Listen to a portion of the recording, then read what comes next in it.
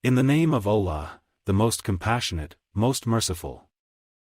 All praise is for Allah who has revealed the book to his servant, allowing no crookedness in it, making it perfectly upright, to warn the disbelievers of a severe torment from him, to give good news to the believers, who do good, that they will have a fine reward, in which they will remain forever, and to warn those who claim, Allah has offspring. They have no knowledge of this, nor did their forefathers. What a terrible claim that comes out of their mouths. They say nothing but lies. Now, perhaps you, O Prophet, will grieve yourself to death over their denial, if they continue to disbelieve in this message. We have indeed made whatever is on earth as an adornment for it, in order to test which of them is best in deeds. And we will certainly reduce whatever is on it to barren ground. Have you, O Prophet, thought that the people of the cave and the plaque were the only wonders of our signs? Remember when those youths took refuge in the cave, and said, Our Lord, grant us mercy from yourself and guide us rightly through our ordeal. So we caused them to fall into a dead sleep in the cave for many years. Then we raised them so we may show which of the two groups would make a better estimation of the length of their stay. We relate to you, O Prophet, their story in truth. They were youths who truly believed in their Lord, and we increased them in guidance. And we strengthened their hearts when they stood up and declared, Our Lord is the Lord of the heavens and the earth.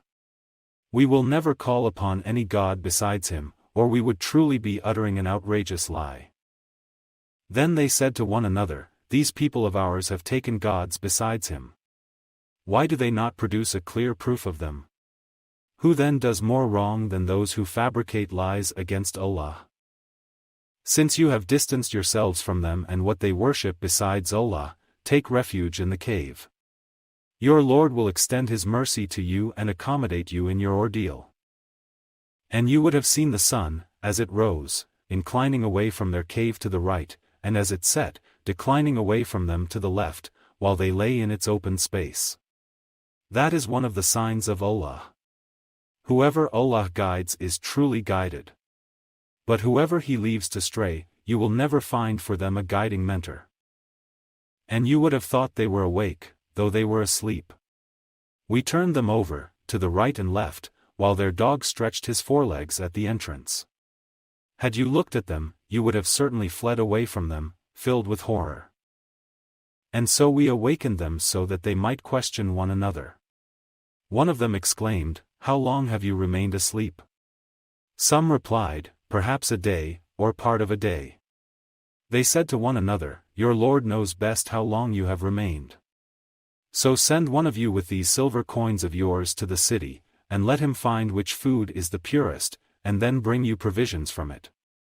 Let him be exceptionally cautious, and do not let him give you away. For, indeed, if they find out about you, they will stone you to death, or force you back into their faith, and then you will never succeed. That is how we caused them to be discovered so that their people might know that Allah's promise of resurrection is true and that there is no doubt about the hour. When the people disputed with each other about the case of the youth after their death, some proposed, Build a structure around them. Their Lord knows best about them. Those who prevailed in the matter said, We will surely build a place of worship over them. Some will say, They were 3, their dog was the 4th, while others will say, They were 5, their dog was the 6th, only guessing blindly. And others will say, They were 7 and their dog was the 8th. Say, O Prophet, my Lord knows best their exact number. Only a few people know as well. So do not argue about them except with sure knowledge, nor consult any of those who debate about them. And never say of anything, I will definitely do this tomorrow, without adding, if Allah so wills. But if you forget, then remember your Lord, and say, I trust my Lord will guide me to what is more right than this. They had remained in their cave for 300 years, adding 9. Say, O Prophet, Allah knows best how long they stayed. With him alone is the knowledge of the unseen of the heavens and the earth. How perfectly he hears and sees. They have no guardian besides him, and he shares his command with none. Recite what has been revealed to you from the book of your Lord. None can change his words, nor can you find any refuge besides him. And patiently stick with those who call upon their Lord morning and evening, seeking his pleasure. Do not let your eyes look beyond them, desiring the luxuries of this worldly life. And do not obey those whose hearts we have made heedless of our remembrance, who follow only their desires and whose state is total loss.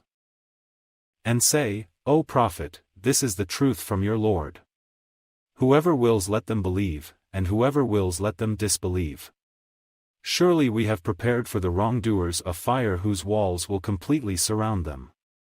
When they cry for aid, they will be aided with water like molten metal, which will burn their faces. What a horrible drink! And what a terrible place to rest! As for those who believe and do good, we certainly never deny the reward of those who are best in deeds. It is they who will have the gardens of eternity, with rivers flowing under their feet. There they will be adorned with bracelets of gold, and wear green garments of fine silk and rich brocade, reclining there on canopied couches. What a marvelous reward!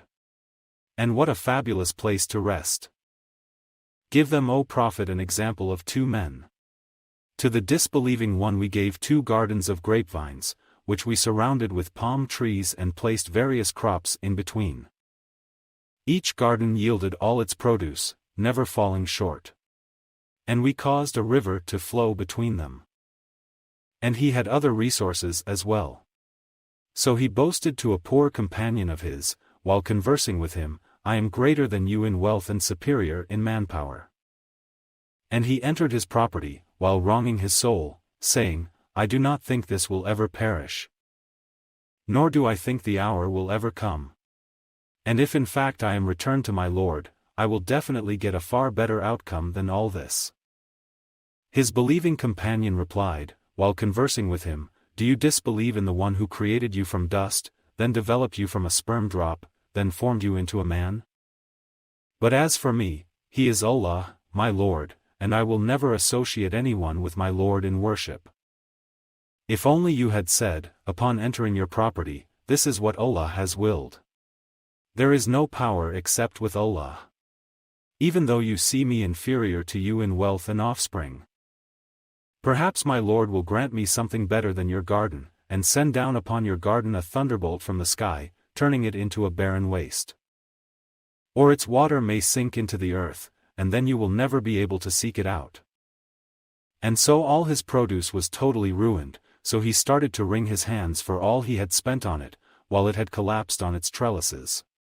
He cried, Alas! I wish I had never associated anyone with my Lord in worship. And he had no manpower to help him against Allah, nor could he even help himself. At this time, support comes only from Allah, the true Lord. He is best in reward and best in outcome.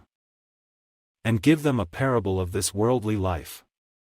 It is like the plants of the earth, thriving when sustained by the rain we send down from the sky. Then they soon turn into chaff scattered by the wind. And Allah is fully capable of doing all things. Wealth and children are the adornment of this worldly life, but the everlasting good deeds are far better with your Lord in reward and in hope. Beware of the day we will blow the mountains away, and you will see the earth laid bare. And we will gather all humankind, leaving none behind. They will be presented before your Lord in rows, and the deniers will be told, You have surely returned to us all alone as we created you the first time, although you always claimed that we would never appoint a time for your return. And the record of deeds will be laid open, and you will see the wicked in fear of what is written in it. They will cry, Woe to us! What kind of record is this that does not leave any sin, small or large, unlisted? They will find whatever they did present before them. And your Lord will never wrong anyone. And remember when we said to the angels, Prostrate before Adam, so they all did, but not Iblis, who was one of the jinn, but he rebelled against the command of his Lord. Would you then take him and his descendants as patrons instead of me, although they are your enemy? What an evil alternative for the wrongdoers to choose. I never called them to witness the creation of the heavens and the earth or even their own creation, nor would I take the misleaders as helpers. And beware of the day he will say, call upon those you claimed were my associate gods. So they will call them, but will receive no response. And we will make them all share in the same doom. The wicked will see the fire and realize that they are bound to fall into it, and will find no way to avoid it. We have surely set forth in this Quran every kind of lesson for people, but humankind is the most argumentative of all beings. And nothing prevents people from believing when guidance comes to them and from seeking their Lord's forgiveness except their demand to meet the same fate of earlier deniers or that the torment would confront them face to face. We do not send the messengers except as deliverers of good news and warners. But the disbelievers argue in falsehood, hoping to discredit the truth with it, and make a mockery of my revelations and warnings. And who does more wrong than those who, when reminded of their Lord's revelations, turn away from them and forget what their own hands have done? We have certainly cast veils over their hearts, leaving them unable to comprehend this Quran, and deafness in their ears. And if you, O Prophet, invite them to true guidance, they will never be rightly guided. Your Lord is the all-forgiving, full of mercy. If he were to seize them immediately for what they commit, he would have certainly hastened their punishment. But they have an appointed time, from which they will find no refuge. Those are the societies we destroyed when they persisted in wrong, and we had set a time for their destruction. And remember when Moses said to his young assistant, I will never give up until I reach the junction of the two seas, even if I travel for ages. But when they finally reached the point where the seas met, they forgot their salted fish, and it made its way into the sea, slipping away wondrously. When they had passed further, he said to his assistant, bring us our meal.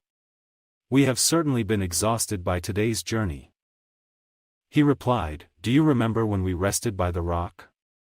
That is when I forgot the fish. None made me forget to mention this except Satan. And the fish made its way into the sea miraculously. Moses responded, that is exactly what we were looking for. So they returned, retracing their footsteps.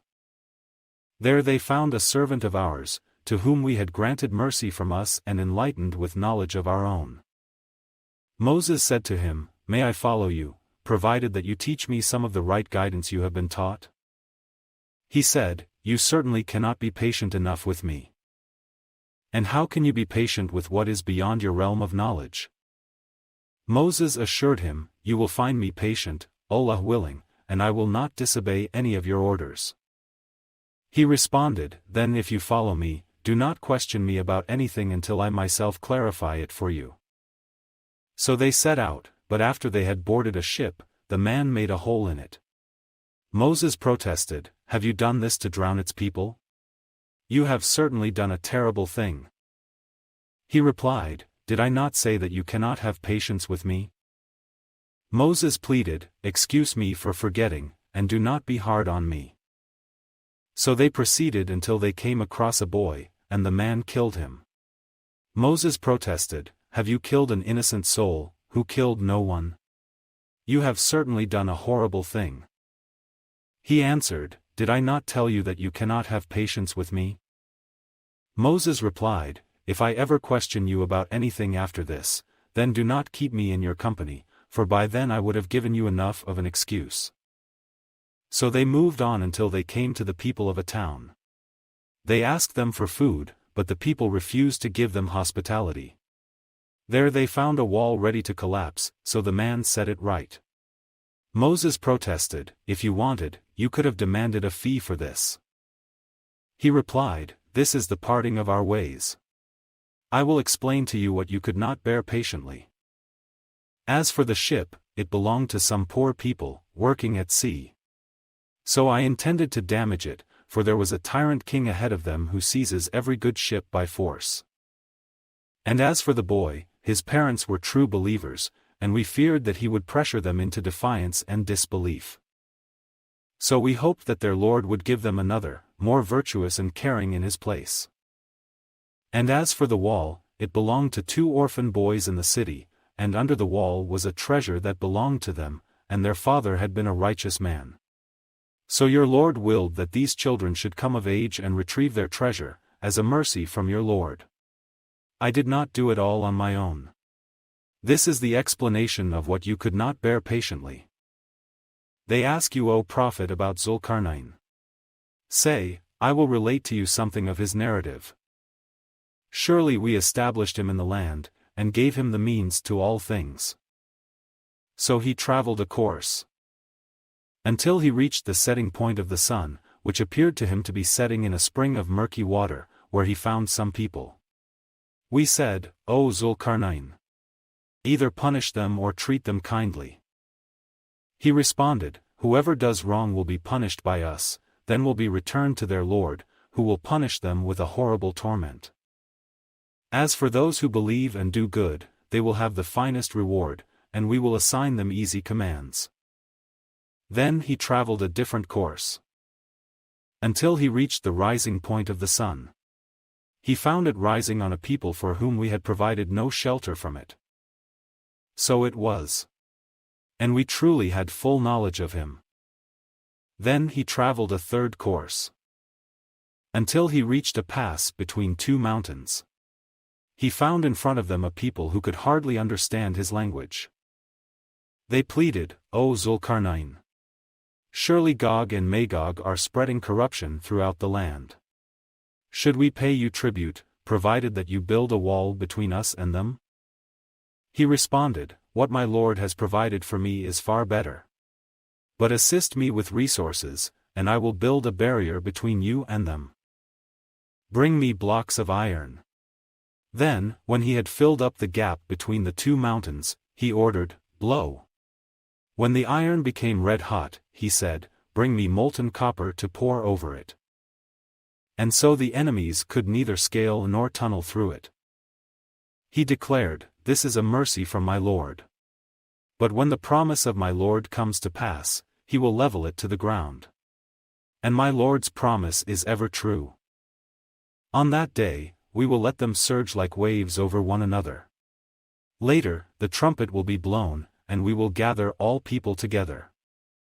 On that day we will display hell clearly for the disbelievers. Those who turned a blind eye to my reminder and could not stand listening to it.